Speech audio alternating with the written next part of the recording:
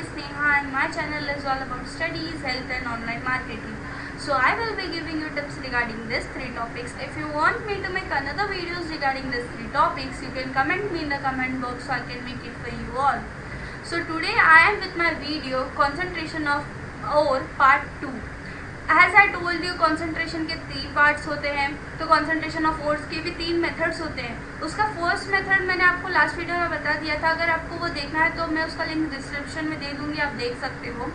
तो उसके 2 जो मेथड्स रिमेनिंग थे वो आज वो वीडियो के साथ में आ गई हूँ guys. So let me jump to my screen so that I can show you all. So as you can see here I am sharing my screen with you all. यहाँ मैंने लिखा है कॉन्सेंट्रेशन ऑफ ओर्स पार्ट 2. अब मैंने आपको 3 method का पहला जो मेथड मैंने सिखाया था उसका थोड़ा सा ग्लिम्स दे देती हूँ. Separation based on gravitational force. अब ये ग्रेविटेशनल फोर्स पे जो सेपरेशन बेस्ड होता है उसके बारे में मैंने आपको कुछ मेथड्स कुछ डिटेल में इंफॉर्मेशन लास्ट वीडियो में बता दी थी. सो अब आते हैं सेकेंड और थर्ड मेथड पे जो मैं इस वीडियो में आपको बताने वाली हूँ. सो मैग्नेटिक सेपरेशन मेथड उसका सेकेंड मेथड है और फ्लोट फ्लोटेशन मेथड उसका थर्ड मेथड है. चलिए देखते हैं अब मैग्नेटिक सेपरेशन मेथड एग्जैक्टली क्या है. इसमें भी सेम प्रोसेस है जो मैंने आपको लास्ट वीडियो में बताया था. इसमें से भी ओर्स गैंगवे से सेपरेट कर दिया जाता है. यही प्रोसेस को करने के लिए ये सेकेंड और थर्ड मेथड भी यूज होते हैं. तो अब आते हैं magnetic separation method. Magnetic separation method exactly क्या है, what is magnetic separation method. As a question भी आ सकता है आपको एग्जाम में. सो उसका पिक्चर आपको मोस्टली डायग्राम ड्रॉ करने पड़ते हैं ये सारे मेथड्स के एग्जाम में, बिकॉज इट्स वेरी इंपॉर्टेंट. और आपका डायग्राम काफ़ी नीट एंड क्लीन होना चाहिए. It should be drawn through pencil. So यहाँ पे मैंने एक पिक्चर आप देख सकते हो. यहाँ एक पाउडर एक फनल जैसा कुछ तो है पाउडर और यहाँ पे पोर किया जा रहा है. फिर यहाँ आप देख सकते हो यहाँ बहुत सारा लिखा है. यहाँ पे non magnetic roller, conveyor belt, magnetic ingredient, non magnetic ingredient, collector, magnetic roller, इतने सारी चीज़ें अब लिखी हैं. अब इसका मेथड, इसका प्रोसेस क्या है, ये कैसे वर्क करता है वो भी मैं आपको बताऊंगी. बट उसके पहले ये आप जो लिखा है यहाँ पे वो रीड कर लेंगे तो आपको धीरे धीरे उसका ज़्यादा बेटर नॉलेज मिलेगा आई गेस. सो इसके लिए पहले हम रीड कर लेते हैं. यहाँ लिखा है मैग्नेटिक सेपरेशन मेथड. यहाँ पे this method requires electromagnetic machine. अब यहाँ पे इतने सारी जगह मैग्नेटिक मैग्नेटिक मैग्नेटिक लिखा है तो आपको इतना तो समझ ही गया होगा कि इलेक्ट्रोमैग्नेटिक मशीन्स इसके लिए काफ़ी इंपॉर्टेंट है. इलेक्ट्रोमैग्नेटिक यानी जो मैग्नेटिक मशीन्स जो होते हैं वो इसके लिए इंपॉर्टेंट है प्रोसेस के लिए. The main parts of this machines are 2 types of iron rollers and conveyor belt moving continuously around them. अब ये जो मशीन है इसके 2 मेन पार्ट कौन से चलिए देखते हैं. आयरन रोलर, ये जो आयरन रोल हो रहा है ना आयरन रोलर, ये इसके मेन पार्ट है. और प्लस ये जो कॉन्वायर बेल्ट है ये कंटिन्यूसली इसके आगे ये पीछे घूमता रहता है. अब देखते हैं ये आगे आपको पता चल जाएगा कि ये इतना इम्पोर्टेंट क्यों है. The conveyor belt is made up of non-magnetic substance, leather और brass. ये जो conveyor belt है ना जो ये continuously move कर रहा है ये non-magnetic यानी leather या brass से बना होता है. 2 collector vessels are placed below the magnetic roller. यानी 2 vessels पड़े रहते हैं. 2 collector vessels यहाँ लिख के देख सकते हो आप. 2 collector vessels हैं वहाँ पे पड़े हुए हैं जिसमें से जो भी particles magnetic rollers के जाते हैं वो सारे वहाँ पे जाते हैं, गिर जाते हैं. तो देखते हैं कैसे आगे क्या होता है. Non-magnetic part in the ore are not attracted towards the magnetic roller. यानी यहाँ पे जो नॉन मैग्नेटिक रोलर है, चलो मैं आपको पहले ये रीड ही कर लो और फिर मैं आपको अच्छे से डिटेल में बताऊंगी कि एग्जैक्टली वहाँ पे हो क्या रहा है. Thus carried further along belt and fall in vessel placed away from magnetic roller. In this way the magnetic and non-magnetic ingredients in the ore can be separated depending on their magnetic nature. अब magnetic nature से इसे कैसे separate कर सकते हैं ओर और gangway को, तो चलिए देखते हैं. यहाँ आप देख सकते हैं फनल टाइप कुछ इंस्ट्रूमेंट है. यहाँ पे इसमें से पाउडर ओर यानी ओर प्लस गैंगवे आ रहा है. जो भी नॉन मेटल्स जो भी ओर प्लस गैंगवे आ रहा है. आपको ये पता होगा ये 2 मेन पार्ट क्यों हैं, क्योंकि ये दोनों मेन अगर ये दोनों होंगे ही नहीं तो ये दोनों का सेपरेशन, ये जो ओर और गैंगवे का सेपरेशन हो रहा है वो होगा ही नहीं. इसके लिए ये दोनों बहुत मेन इंस्ट्रूमेंट्स है. इसमें मैग्नेटिक एक ये नॉन मैग्नेटिक रोलर है और इधर एक मैग्नेटिक रोलर है. ये दोनों आयन के है बट एक नॉन मैग्नेटिक एक मैग्नेटिक है. फिर आता है कॉन्वायर बेल्ट. कॉन्वायर बेल्ट कंटिन्यूसली मूव करता है ताकि यहाँ से जो ये पाउडर यानी ओर यानी raw material of metal plus gangway जब गिरेगा तो ये आगे अपने आप को आगे पुश करेगा। इसके लिए कन्वेयर बेल्ट कंटिन्यूसली मूव करता है। फिर जब ये नॉन मैग्नेटिक है, आपको ये पता है कन्वेयर बेल्ट, मैंने अभी आपको बताया कन्वेयर बेल्ट जो है वो नॉन मैग्नेटिक है। तो जब ये नॉन मैग्नेटिक होने की वजह से जैसे ये थोड़ा आगे मूव करता है, नॉन मैग्नेटिक इंग्रेडिएंट एक मतलब जो नॉन मैग्नेटिक इंग्रेडिएंट होते हैं वो सीधा नीचे आ जाते हैं यहाँ पे, बिकॉज वो स्टिक नहीं होते ना उस पर, इसके लिए वो नीचे आ जाते हैं। इसलिए यहाँ पे मैग्नेटिक रोलर है। ये मैग्नेटिक रोलर से स्टिक होते ही नहीं है मैग्नेटिक इंग्रेडिएंट्स, इसके लिए सीधा जो आगे जो ये पड़ा है कलेक्टर उसमें आ जाते हैं।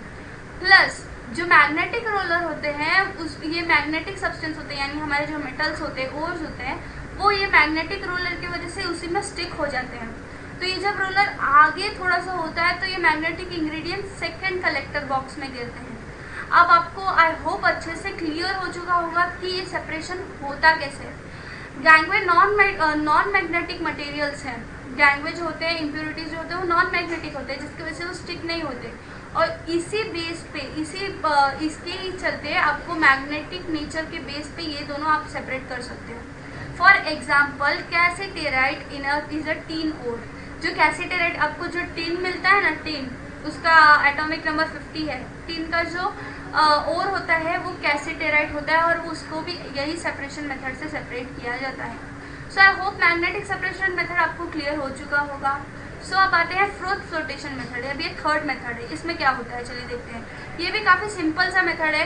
पहले मैं भी यही आपको फिर से रिफर करती हूँ कि पहले आप रीड कर लो और फिर वो मेथड मैं आपको क्लियरली समझाती हूँ। तो चलिए रीड करते हैं। The froth flotation method is based on the two opposite properties, hydrophilic and hydrophobic. अब ये दो प्रॉपर्टीज आपको आगे समझेंगे of the particles. Here the particles of metal sulfides due to their hydrophobic property get weighted mainly with oil, while due to hydrophilic property the gangway gets weighted with water. Hydrophilic property होता है जिसमें जो मतलब जो भी particles होते हैं ना वो ऑयल से ना स्टिक होके जो भी उसके साथ अदर सब्सटेंस होते हैं उससे स्टिक हो जाते हैं। जैसे ये जो इसमें आप देख सकते हो बबल्स टाइप है, तो ये पानी में क्या डाला गया है, ऑयल डाला गया है। तो ऑयल से हाइड्रोफिलिक उसकी प्रॉपर्टी ये है कि वो ऑयल से स्टिक नहीं होगा, तो जाहिर सी बात है वो पानी से मिल जाएगा, पानी की वजह से गीला हो जाएगा। और हाइड्रोफोबिक प्रॉपर्टी यानी वो ऑयल से तुरंत ये हो जाएगा, ऑयल से पूरा मिल जाएगा, अच्छे से घुल जाएगा ऑयल में। और आपको ये तो पता होगा ना, ऑयल जो भी वाटर, अगर आप एक्सपेरिमेंट घर पे भी थोड़ा सा कर सकते हो, थोड़ा सा ही करना, ज़्यादा नहीं। सो आप एक ग्लास लो, एक ग्लास पानी लो, उसमें थोड़ा सा ऑयल डाल दो, तो आपका जो ऑयल का पार्टिकल्स है वो ऊपर ही फ्लोट करते रहेंगे, वो नीचे नहीं डूबेंगे। तो वही प्रॉपर्टी से ये सेपरेशन किया जाता है। तो चलिए देखते हैं कैसे सेपरेशन किया जाता है। पहले आपको यही समझा देती हूँ। Particles of certain sulphide ore float with a foam of on water as they preferentially get wetted by the oil. अब ये ऑयल से गेटेड, आपको मैंने जो अभी एग्जांपल बताया ना पानी और तेल का, वही एग्जांपल आप दिमाग में रखें, इससे आपको पूरा क्लियर हो जाएगा। Flotation process. अब आते हैं यहाँ से, आप देख सकते हो काफ़ी कुछ लिखा है, फ्रोथ लिखा है, कंसनट्रेटर, लॉन्डर लिखा है, यहाँ पे टेलिंग्स लिखा है, एजिटेटर, स्लरी, बबल्स, फीड, ये सारी चीज़ें हैं। अब आपको क्लियर वे में समझाती हूँ। यहाँ से वाटर का फ्लो डाला जा रहा है इसमें, ये जो टैंक है इसमें। फिर यहाँ से इसमें ये जो एजिटेटर है कंटिन्यूसली मूव होता रहता है, कंटिन्यूसली घूमता रहता है, जिसकी वजह से इसमें बबल्स बनते हैं। और वो बबल्स कैसे होते हैं, ऑयल प्लस वाटर। ऐसे देखो ऑयल ऊपर फ्लोट करता है तो बबल्स के साथ होता है, उसको अगर आप स्पून से थोड़ा घुमाओगे ना तो पूरा बबल्स टाइप में आ जाता है ऑयल। तो बबल प्लस वाटर का जो ऑयल है वो इधर ऊपर आ जाता है। फिर उसके बाद जो आपका गैंगवे है वो तो ऑयल के साथ पूरा चिपक जाता है ना, ऑयल के साथ वेट हो जाता है, इम्प्योरिटीज जो है आपका।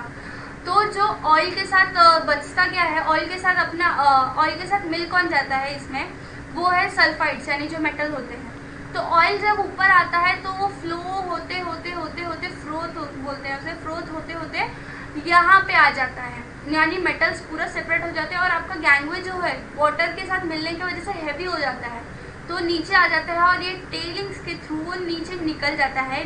जो भी उसका वेस्ट रहता है वो इम्प्योरिटीज इससे फ्लो आउट हो जाती है। और आपका जो भी मेटल है वो यहाँ हो जाता है। इसकी वजह से इसे फ्लोटेशन मेथड कहा जाता है।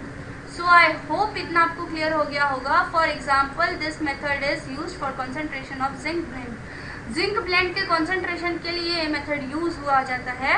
अब आपको आई होप ये तीनों मेथड जो है वो अच्छे से समझ गए होंगे। और ये तीनों मेथड्स के बाद कॉन्सेंट्रेशन ऑफ ओर्स जो बेसिक प्रिंसिपल्स है, कॉन्सेंट्रेशन ऑफ ओर तो मेटलर्जी का फर्स्ट प्रिंसिपल है, उसके और दो प्रिंसिपल्स बात की हैं जिसके साथ वीडियो में और भी बनाते रहूँगी। सो आप देखते रहिए। So if you liked it, please like, share and subscribe my channel so that I can make another videos for you all. So thank you for watching. Bye bye.